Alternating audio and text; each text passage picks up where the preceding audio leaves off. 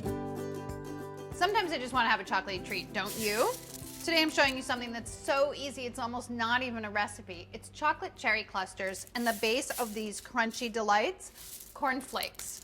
You could use, I suppose, if you wanted to, like a puffed rice cereal or something like that, or even granola. Today, I'm going with the corn flakes. Crush them just a little bit with your hands. This is 3 cups. To that, add half a cup of dried cherries. Golden raisins would be good, or even dried cranberries if you wanted to. Your choice, but the combination of cherry and chocolate is one of my faves. There's your base. Over here, I have 2/3 of a cup of chocolate. I'm using a total of 10 ounces of chocolate, but I've melted over a double boiler 2/3 of a cup, and I have the remaining chocolate here that's just chopped. Add your remaining chocolate to the 2/3 of a cup.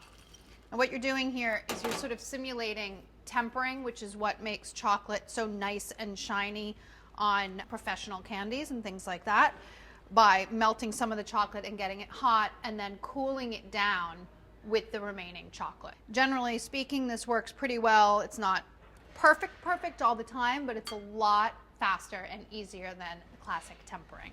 Just keep stirring it until the chocolate melts. If your chocolate isn't quite hot enough to melt the unmelted chocolate, you can always return it to the heat for just a second or two. The chocolate should just gently melt into the already melted chocolate. Then when you toss it with your cornflakes or whatever you're making your clusters out of, as it cools, it should set really nicely, even at room temperature.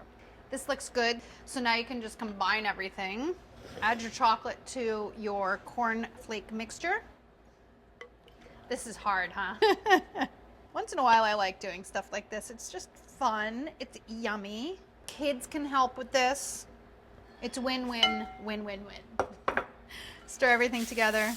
Make sure that all your cornflakes have chocolate coating them. The chocolate is not there just for flavor, but it also holds these clusters together. Make sure they're nicely coated. Okay. You just want to drop them in cluster sizes, whatever size clusters you want, onto parchment-lined baking sheets. So my clusters are about a tablespoon. You can do little tiny mini ones if you want to. They don't hold together super well in the beginning, but obviously as they set, the chocolate will harden and then they'll hold together. This will make about 24 1 tablespoon clusters, and then different sizes will make different amounts. You just need to let them set in a cool room temperature for about an hour before you eat them.